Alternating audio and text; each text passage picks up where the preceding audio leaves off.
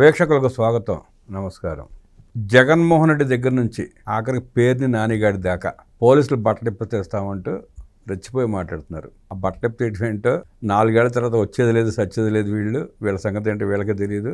ఇప్పుడు కూటమి ప్రభుత్వం తలుచుకుంటే వీళ్ళ తాట తీయటం, రప్పరప్పలాడించడం ఎంతసేపు. జర్నలిస్ట్గా ఆయన ఏం చెప్తారు విందాం. నమస్తే దుర్గాపూర్. నమస్తే బ్రహ్మగారు, మన చైతన్య రథం వీక్షకులు. ఎప్పుడో వస్తారో రారో, గెలుస్తారో చస్తారో తెలియని పార్టీ రప్ప అంటూ పోలీసులు బట్టలు ఇప్పిస్తామని చెప్పి బెదిరిస్తున్నారు ప్రతివాడు. అదే కూటమి ప్రభుత్వం ఇప్పుడు సీరియస్గా తీసుకుంటే వాళ్ళ పరిస్థితి ఏంటంటారు? మీరు ఎట్లా విశ్లేషిస్తారు? కూటమి ప్రభుత్వం సీరియస్గా తీసుకోకపోయినా ప్రజలు సీరియస్గా తీసుకున్నారండి.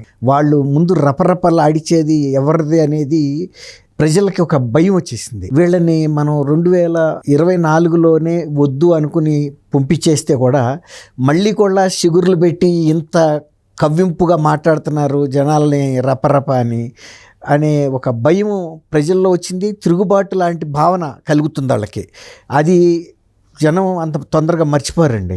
ఇప్పుడు సజ్జల రామకృష్ణారెడ్డి లాంటి వ్యక్తి జగన్మోహన్ రెడ్డి గారి కొలువుల్లో గత 5 ఏళ్లుగా ఎంత తీసుకున్నాడో ఆయనకే తెలియనంత 100 కోట్ల రూపాయల రెమ్యునరేషన్స్ తీసుకుని ఆయన ఇచ్చిన సలహాలు ఏం పనికొచ్చినాయో పనికి రాలేదో కానీ జగన్మోహన్ రెడ్డి అయితే 11 స్థానాలకు వచ్చాడు. అయితే సజ్జల రామకృష్ణారెడ్డి గుండెలు తీసిన బంట్ అని చెప్పాలి. సజ్జల రామకృష్ణారెడ్డి ప్రజల సొమ్మే జీతాల రూపం మీద ₹1 కోట్లు మింగేశాడు. ఇవి కాకుండా స్కాముల్లో కూడా ₹1,000 కోట్ల తినేశాడు అన్న ప్రచారం కూడా ఉంది. నిజమేనంటారా? ఇప్పుడు అది క్వాడ్జ్ జరిగింది కదండి, కాకాని గోవర్ధన్ రెడ్డికి ఆ మైన్స్లోకి వెళ్ళి వాలిపోమ్మని చెప్పిందే సజ్జల రామకృష్ణారెడ్డి అని చెబుతున్నారు. అందులో సహజంగా మరి ఇప్పుడు ఆయన ముందే ఇన్ని వాటాలు పంచుతుంటే తన వాటా తను తీసుకోనంత అమాయకుడేం కాదు కదండి.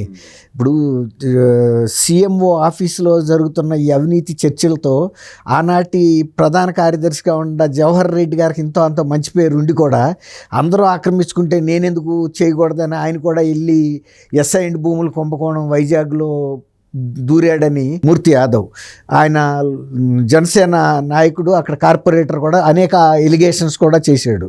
కాబట్టి అందరితో పాటు సజ్జల రామకృష్ణారెడ్డి, ఇంకోటి ఏంటంటే సజ్జల రామకృష్ణారెడ్డి పోలీసుల మీద కూడా చాలా అవాకులు చవాకులు పేలుతున్నాడు.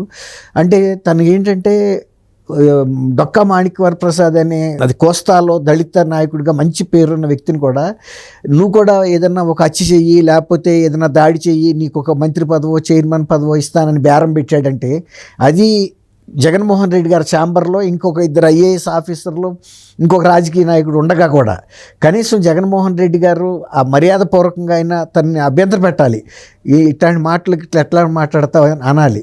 అనలా అంటే జగన్మోహన్ రెడ్డి గారి మనసులో ఉన్న మాటే ఆయన అడిగాడు. డొక్కా మాణిక్య వరప్రసాద్ గారిని ముఖాన్ని పట్టుకుని అడిగారు.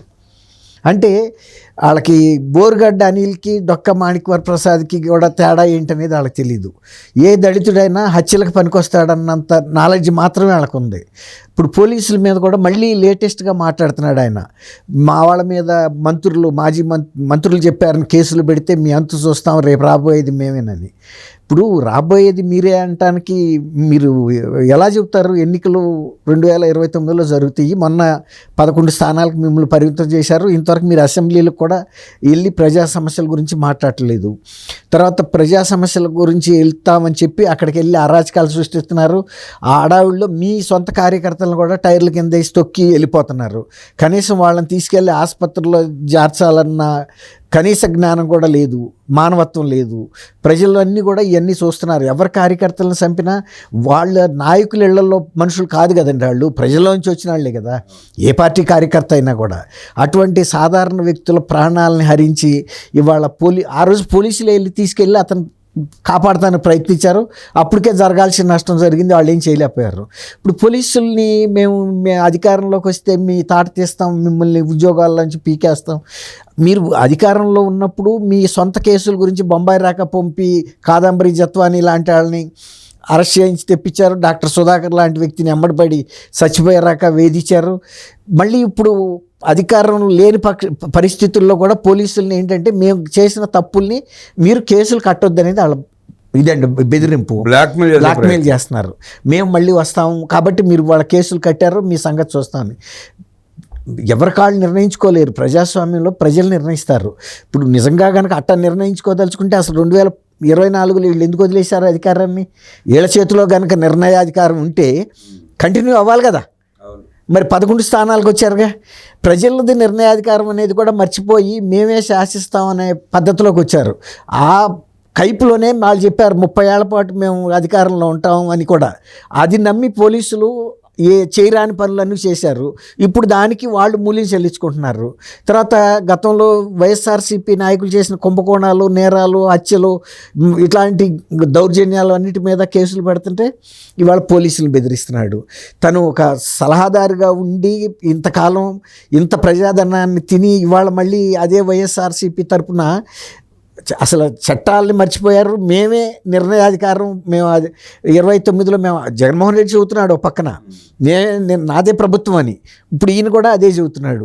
పోలీసులు అంత వీళ్ళకి ఎట్టా కనపడుతున్నారు? అధికారంలో ఉన్నప్పుడు క్యాంప్ ఆఫీస్కి పిలిపించి పలానాళ్ళని కిడ్నాప్ చేసి తీసుకురమ్మన్నందుకు పిఎస్ఆర్ ఆంజనేయులు లాంటి డీజీ క్యాడర్ అధికారులు కూడా జైల్లో ఉన్నారు కదా. ఆఖరికి ఆయన హెల్త్ గ్రౌండ్ మీద బయటకు రావాల్సి వచ్చింది, హార్ట్ ప్రాబ్లం ఉందని చెప్పి. కాబట్టి ఇవాళ కూడా నేను ప్రతిపక్షంలో ఉన్నాము, హోదా లేకపోయినా తను ఏ స్థాయిలో మాట్లాడతాడండి? ఎప్పుడన్నా తను ఒక ప్రజాప్రతినిధిగా గెలుపొందిన ఇది కూడా ఉందా ఆయనకి ఏమన్నా? లేదు. కానీ వ్యవస్థలు కూడా అట్లా వింటా కూర్చోవడం తప్పే కదండి. అవును, తప్పే. చర్యలు తీసుకోవాలి కదా, ఖచ్చితంగా తీసుకోవాలి. మీరు అన్నట్టు ఇప్పుడు గతంలో కూడా ఆయన ఎన్నికల సంఘం మీద, ఎన్నికల నిర్వహణ మీద కూడా చాలా ఇది చేశాడు. అటువంటి కూడా ఆ రోజు వదలబట్టే ఇవాళ మళ్ళీ కూడా మాట్లాడుతున్నాడు.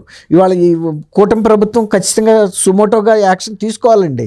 పోలీసుల్ని ఆదేశించాలి, కేసెస్ బుక్ చేయాలి. ఇప్పుడు బోరగడ్డ అనిల్ని ఎలాంటి చర్య తీసుకున్నారో వీళ్ళు కూడా అటువంటి చర్య తీసుకోవాలి. వీళ్ళు ఏమనుకుంటున్నారంటే బయటికి వెళ్ళి పోలీసుల దగ్గర ప్రశ్నిస్తానికి పిలిస్తే బయటకు వచ్చి మేమే పోలీసులను భయపెట్టాం వచ్చామని కూడా చెప్పాడు మంగళగిరిలో తెలుగుదేశం కార్యాలయం మీద దాడి సందర్భంలో. వాళ్ళు ఏం అడుగుతారు, నేనే వాళ్ళని బెదిరించి వచ్చానని. మరి అటువంటి పరిస్థితి ఇప్పుడు ఒక రకంగా కూటమి ప్రభుత్వం కూడా ఇటువంటి వాళ్ళ గురించి ఇవాళ నుంచే కనుక చర్య తీసుకోకపోతే రేపు ఖచ్చితంగా ఎన్నికల ప్రక్రియ కూడా జరుగుతుందని మనం అనుకోవటానికి వీల్లేదండి. ఇప్పుడు ఆయన చెబుతున్నాడు, ఇంకొకటి చెప్పాడు, ఎమర్జెన్సీ రోజుల్ని గుర్తు చేస్తుంది ఈ ప్రభుత్వం అని. 75-77 అని. 75-77 కన్నా కూడా ఘోరమైన ప్రభుత్వం 2019 నుంచి 24 దాకా జరగబట్టే ఇందిరాగాంధీకి కూడా జరగల అట్లాంటి పరాభవం. అంతకన్నా ఎక్కువ అప్రకటితమైనటువంటి ఎమర్జెన్సీని 5 సంవత్సరాల పాటు అమలు చేయబట్టే ప్రజలు ఆ తీర్పు ఇచ్చారు. ఇవాళ పోలీసులకి పూర్తి స్వేచ్ఛ ఇచ్చారు. ఇవాళ యూనిఫారాలు ఇవాళ వేసుకుంటున్నారు వాళ్ళు. లేకపోతే ఇప్పటికీ వాళ్ళని యూనిఫారాలు తీసేస్తాం, గుడ్లోడ తీస్తామనేది ఏంటంటే వాళ్ళు మీ యూనిఫారాలు ఓడదీస్తామని, మీ టోపీలు ఎగరగొడతామని. అంటే పోలీసులకి అధికారాలు ఉండకూడదు, మేము ఏది చేసినా వాళ్ళు మౌన సాక్షుల్లాగా, సాక్షి పేపర్ ఎంతో పోలీసులు కూడా అలాగే మాకు వత్తాసు పలకాలి అనే తీరులో కనపడతాం. అంటే పోలీస్ వ్యవస్థ వాళ్ళకి అనుకూలంగా కొంతమంది పనిచేయకపోతే ఆ వ్యవస్థ అలా వాళ్ళకి తలకి అలా పనిచేయకపోతే వాళ్ళకి అలసి అయిపోయింది. మరి ఇప్పుడు ఉన్న పోలీసులను చర్యలు తీసుకోకపోతే అలాగే మాట్లాడుతూ ఉంటారు కాబట్టి మాట్లాడతారండి. ఇప్పుడు అందుకే ట్రయల్ చూస్తున్నారు. ఒక్కొక్క దగ్గరికి వెళ్ళి ఒక బ్యాడ్జ్ పేకటం, ఒక సొక్కా పేకటం. అది మరి గట్టిగా కనుక పోలీసులు చర్య తీసుకుంటే ఖచ్చితంగా వాళ్ళు లోనికి వెళ్ళాల్సి వస్తుంది, తీసుకోవాలి కూడా. ఈరోజు మిథున్ రెడ్డి కూడా బెయిల్ క్యాన్సిల్ అయిపోయింది. అరెస్ట్ చేసే అవకాశం ఉందంటారా? రక్షక కవచకుండలాలు ఉండవో, మీరు you are exposed to everything. మరి ఎప్పుడైతే ముందస్తు బెయిల్ విత్డ్రా అయిపోయిందో అరెస్ట్ చేయడానికి వే క్లియర్ అయినట్టుగా. ఈ సన్నాసులందరినీ పట్టించుకునే బదులు ఆ జగన్మోహన్ రెడ్డి అరెస్ట్ చేసి లోపలేసేస్తే ఒక పని అయిపోతుంది కదండి. ఎందుకు చేయట్లేదు వ్యవస్థలు? అట్లా వ్యవస్థలు అంటే ఏదైనా ఒక టైం రావాలి కదా బ్రహ్మంగారు. ఇప్పుడు అరకొర కారణాలతో అంటే టైం వచ్చే వరకు వేచి చూస్తూ ఉంటే సమాజం నాశనం అయిపోతుందిగా. ఇప్పుడు ఈ మద్యం కుంభకోణం ఉంది కదండి, మద్యం కుంభకోణంలో అంతిమ లబ్ధిదారు జగన్మోహన్ రెడ్డి అని అందరూ కూడా చెబుతున్నారు. ప్రపంచం అంతా తెలుసు, కానీ పట్టుకోలేకపోతున్నారు. పట్టుకుంటారండి. ఇప్పుడు ఈ ప్రొసీజర్ కొంచెం క్లోజర్కి వస్తుంది కదా. ఎప్పుడైనా బాగా అందుబాటులోకి వచ్చినప్పుడే కాలర్ పట్టుకోవాలి, కానీ అందుబాటులో లేనప్పుడు ప్రయత్నించి ఆడు పారిపోయాడు అనుకోండి, ఆ ప్రయత్నం విఫల ప్రయత్నం అవుతుంది. అందువల్ల ఎప్పుడైనా పోలీసు వ్యవస్థ కానీ ప్రభుత్వాలు కానీ అటువంటి విఫల ప్రయత్నాలు చేసినాయి అంటే మాత్రం కరెక్ట్ స్పాట్ పడాలి. అది చూద్దాం, వేచి చూద్దాం. మీరు అన్నట్టు జగన్మోహన్ రెడ్డి కాలర్ ఎప్పుడు వ్యవస్థలకు అందిస్తాడో చూసుకుని అప్పుడు దాకా వీళ్ళు తాత్సారం చేస్తే ఈలోపు సమాజం ఎంతవరకు నాశనం అయిపోద్దో చూద్దాం. జగన్మోహన్ రెడ్డి అరెస్ట్ కావాలని కోరుకుంటూ విశ్లేషించిన దుర్గాకుమార్ గారికి ధన్యవాదాలు తెలియజేస్తాను. నమస్కారం.